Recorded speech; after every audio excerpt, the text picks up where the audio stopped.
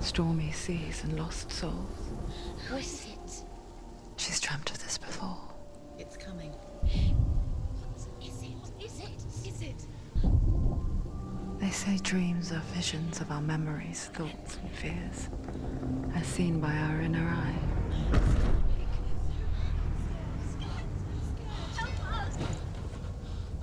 But what if each one of us is always dreaming, even when awake?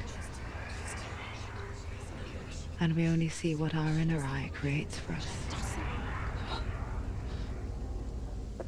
Is this what hell is?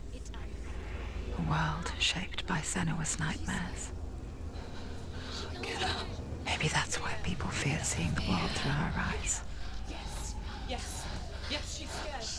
Because if you believe that Senua's reality is twisted, you must accept that yours might be too.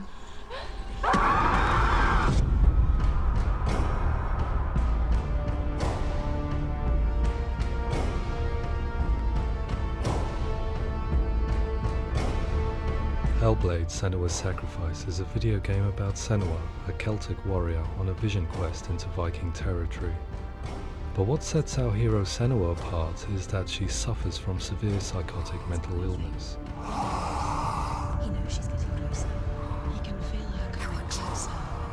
She's getting closer. They're watching. The original idea for Hellblade was to create a classic hero's journey, a journey of suffering, but one where the fantasy world is not another planet or alternate universe, but a world that is constructed in Senua's mind.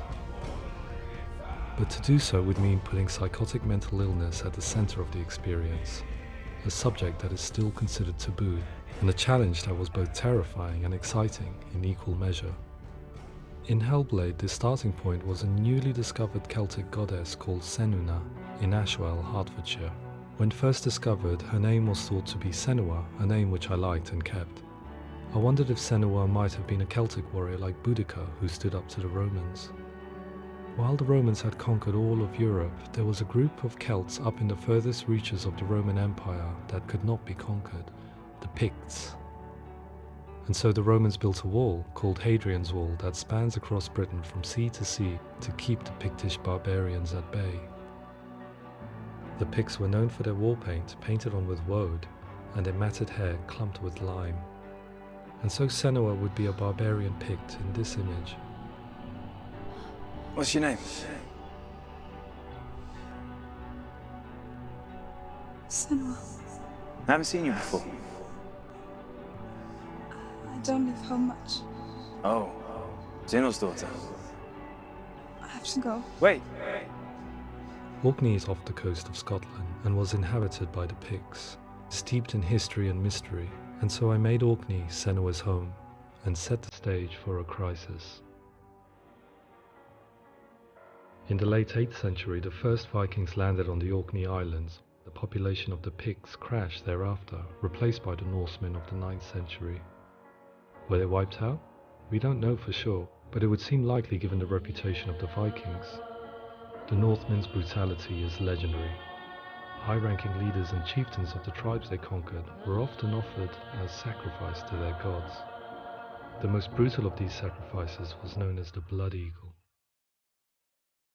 I imagine Senua as a young female warrior who returns home from exile to find her partner, Dillian, brutally sacrificed to a Norse god by these hellish warriors from a faraway land. I imagine the horror of this moment and how it would have dragged her deep into mental torment.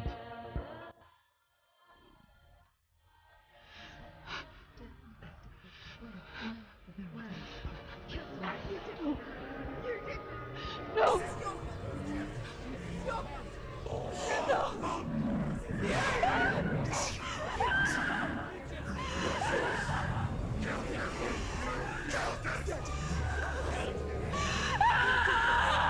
I came to learn that the Celts had a sophisticated and nuanced perspective on the nature of mental disorder.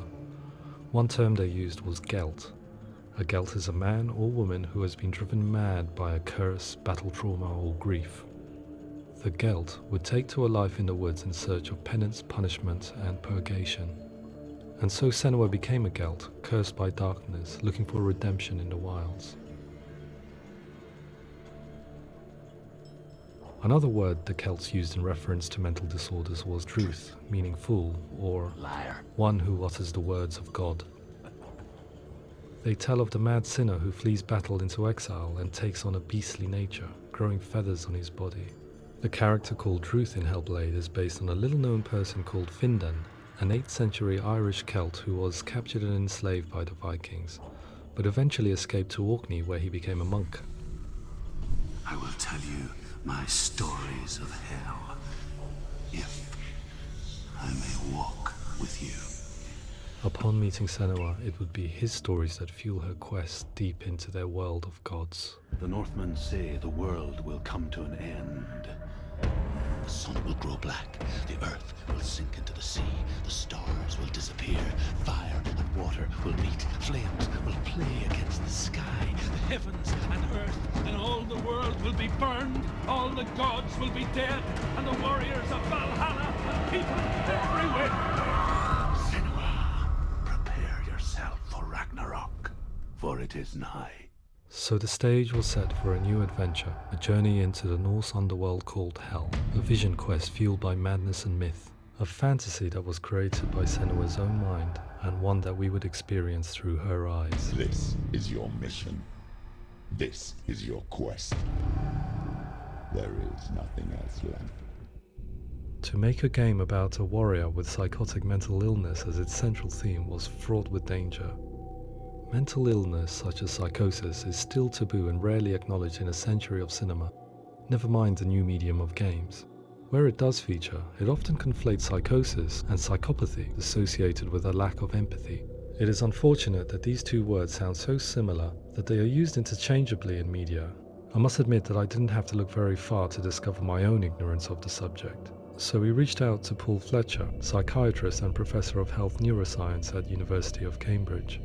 Psychosis is a descriptive term, and it refers to having a loss of contact with objective reality. So it's characterized by two main sets of symptoms. One of them is hallucinations, where somebody experiences perceptions when there is no actual objective thing out there to perceive. You're already dead. Who are you? And the other is delusions, where somebody comes to very often bizarre, unpleasant, frightening beliefs when there's no good evidence in favor of them. There's no doubt about it. The source of the darkness is in Helheim. And the goddess Hela holds his soul there. We reached out to Welcome, a biomedical research charity that spends billions on research and awareness programs aimed at improving health. Mental health hasn't always been presented in the media in a way that is particularly helpful. It can be challenging to engage people with the subject matter, and there are a lot of preconceived ideas about mental health, and particularly schizophrenia and psychosis. So we hope our support allows the team to continue to collaborate with Paul Fletcher and with those who have experience of psychosis to create a game that provides a fresh perspective on the condition and allows audiences to engage with it in a way that just wouldn't be possible in any other medium. What started out as a brief consultation convinced me that we were only scratching the surface of an immensely deep and interesting subject that could enrich and change the very nature of the game. That's cool. Thanks so much for coming here. Pleasure. Thanks. It's really interesting for me, and I'd love to be involved. I think it's fascinating. Absolutely. Our understanding of psychosis is still very much a mystery, and ways of treating it are still primitive compared to physical illness. After all, it is easy to see the pain and suffering caused by physical diseases or physical trauma. It is not so easy to see the mental suffering and trauma of severe mental illness. But what if we could find a way to see it? Games are capable of drawing you in for hours on end, playing the role of a character who is different from you, experiencing their perspective, and actively involving you in a world that functions with a different set of rules. That voice is not a command. Use that voice. Calls you to your death. It's an evil voice. If we were to represent Senua's psychosis, we would have to simulate voice hearing, a common attribute. But how can we simulate something we have no first-hand experience of? Professor Charles Fernyhough, a leading expert in voice hearing from Durham University, offered his help. Hearing voices is an experience that is usually associated with severe mental illness, and crucially we know that hearing voices is a part of ordinary life for many people who don't meet the criteria. for mental illness. Yeah. Oh, that's not him in real life. We know voices vary according to where they appear in space. Voices can appear far away in the distance, they can appear right there in your ear, they can seem to be coming from inside your head. Based on the information Professor Fernie Ho provided, I put together a sound brief and invited some actors to the studio. We recorded the actors using a binaural microphone, which records the 3D spatial position of sound, replicating the way sound is heard by human ears. It gives you an incredible sense that the person you are listening to is right there beside you. See how she's going.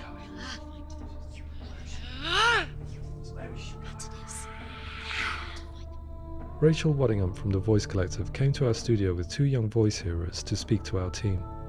We talked at length about their experiences and they listened to our tests, giving us feedback on how we could improve on it. Everyone hates her. She's cursed. It's very hard to represent what this experience is like, partly because it's such a personal, intense, emotional experience. It's testament to how Ninja Theory have been listening to what the researchers are saying, but also crucially listening to the experts by experience. What they've come up with is so compelling. It's by far the best representation I've heard of what these experiences are like.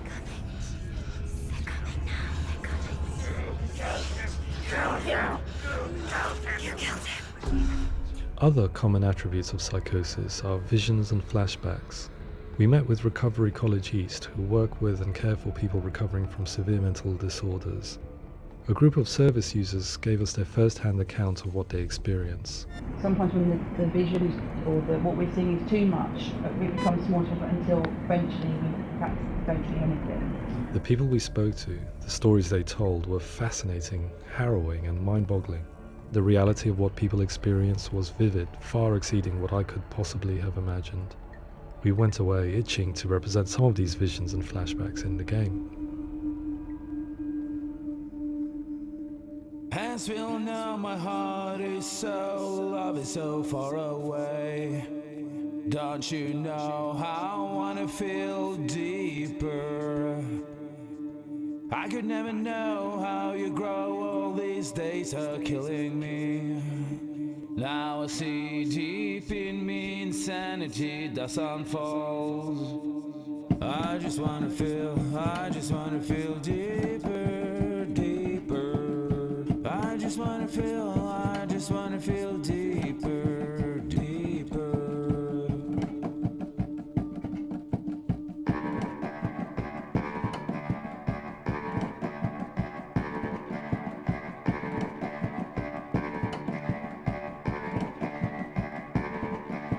Hands feel now, my heart is so, love is so far away.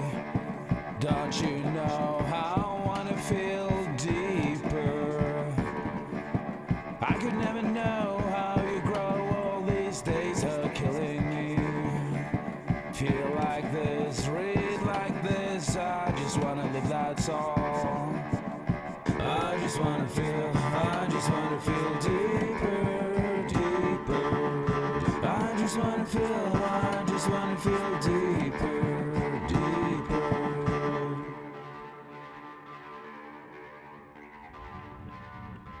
To refine our work, we continued to hold meetings with Recovery College East over the course of a year and a half, showing them what we had achieved so far and refining the in-game representations based on their feedback. With their help, flashbacks, visions and changes in perception were woven into the story and gameplay of Senua. The students that are involved in this project are incredibly excited about being involved. They have described the experience as being important because it values their lived experience and shows that despite what we have been through, all of that experience becomes valid, that actually it's something that we should all be talking about. The experiences described range from beautiful to frightening beyond comprehension. I heard of a girl who has to live with an angry voice screaming at her, slamming on her doors and walls 24 hours a day. I met someone who would often see hanging corpses in a room, so real that she would sometimes try to rescue them. The panic and fear that comes with such visions is entirely understandable, and it can be a living horror for some. Worthless, weak, pathetic. Go on, feel sorry for yourself, because there's no one left to do that for you. I was urged by one fellow that we should not shy away from showing this horror. and so I was perpetually torn in making Hellblade. Had we gone too far with our representations or not far enough? Broken and lost. Just like your soul. Come on.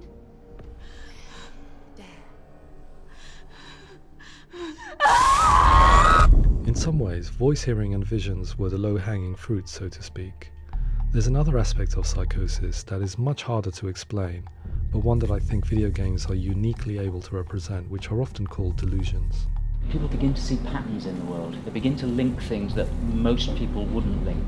Most of the things that we might think would be coincidence or, not worth commenting on. Nevertheless, that might have a particular salience or importance for them. One individual described how everyday words, sounds, colours and objects were steeped in meaning to him, forming a strange and sinister puzzle that he was determined to solve but could not quite get to the bottom of.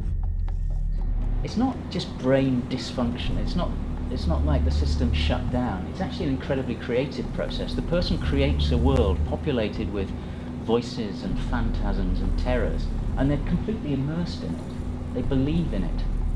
We often invite people into the studio to play the game. In one of our playtests, they played through much of the game, making associations between runes, secret messages, and the threat of darkness that stalked them. There are many things that happen in the world of Hellblade that make perfect sense within the context of Senua's mind. The dark rot that's killing her slowly from within, the secret runes of the gods that block her path to Helheim, and strange associations that exist in the game to confuse you. To complete Senua's quest, you have to internalize and accept the logic and meaning behind these things to progress. Afterwards they said that they didn't see much evidence of mental illness in the game. People with delusions of all sorts would argue the same thing, that they are not aware of their experience being abnormal in any way. I need this sword. It's important.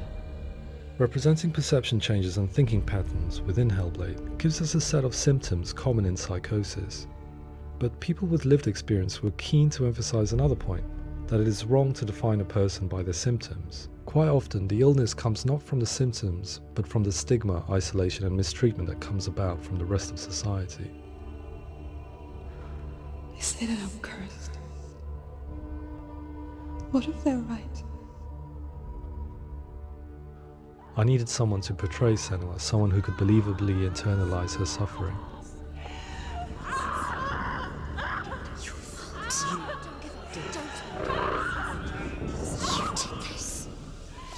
Melina Jurgens, our video editor, had been a stand-in for Senua over a few months while we perfected our motion capture techniques. Without realizing it, she had already auditioned for the role, and I knew her well enough to know that I didn't have to teach her to act, but to relive her own internal pain. As often is the case, those who have suffered mental anguish are never far from us.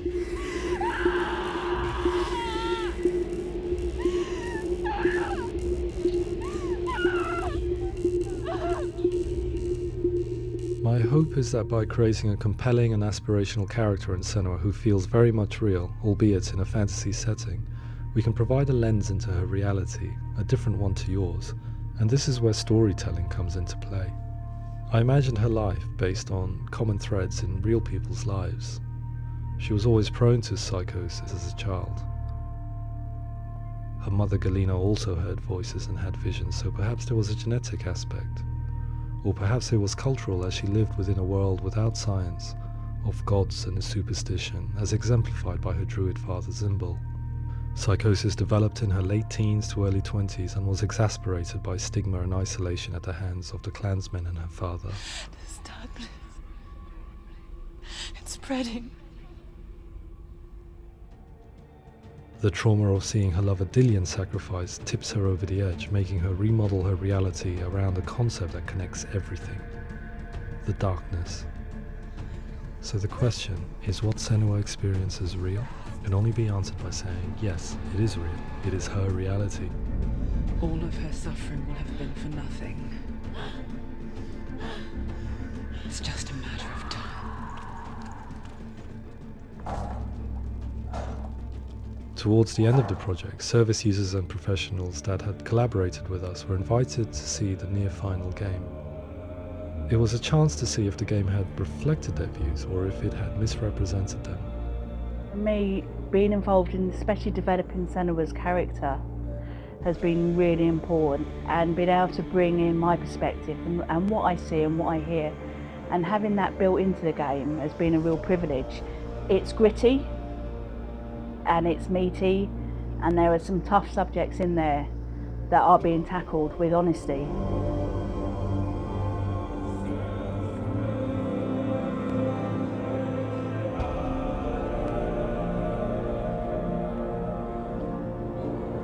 I was blown away by it today, absolutely blown away.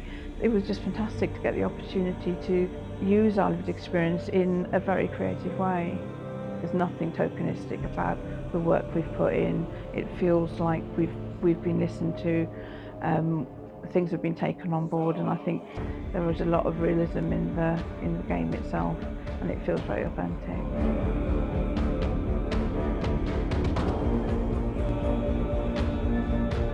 Hellblade will give people a good experience of what it's like to hear voices and have those experiences. I'm glad that the guys at Ninja Theory kind of asked us to come along and help them build an experience that's positive when it comes out, and get myself a copy and have a go.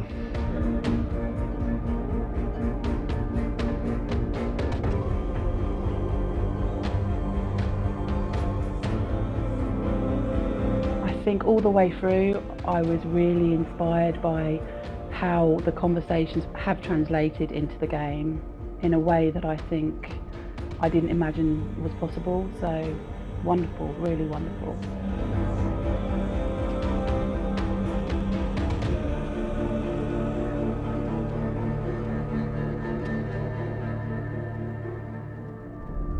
I really hope that others will follow the lead they've set and use the power of something like a video game to change people's perceptions, to increase understanding, and ultimately to make some of the stigma around voice hearing and other experiences go away.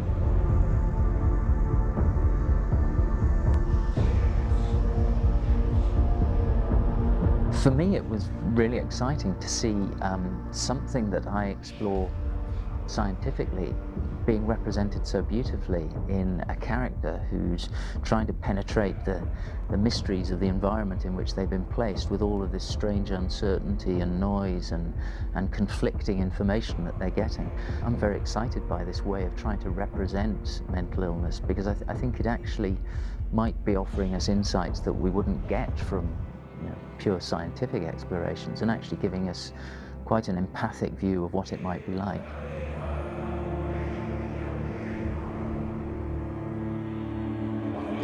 Mental illness has been with us for as long as we have been on this planet, but why? Why hasn't evolution stamped out this weakness from within our gene pool? I often pondered this question until I realized that the question had an inbuilt flaw. It assumes that being and thinking differently is a weakness. The only reason we have computers, spacecraft, medicine, poetry, art, and yes, even video games is because individuals are able to simulate new abstract realities in their minds and share them with the rest of us. We need people to be willing to see differently in order for us to progress and survive as society. And we need to be open to these new ways of seeing. And it is this spirit that motivated me to create Senua's story and share it with you.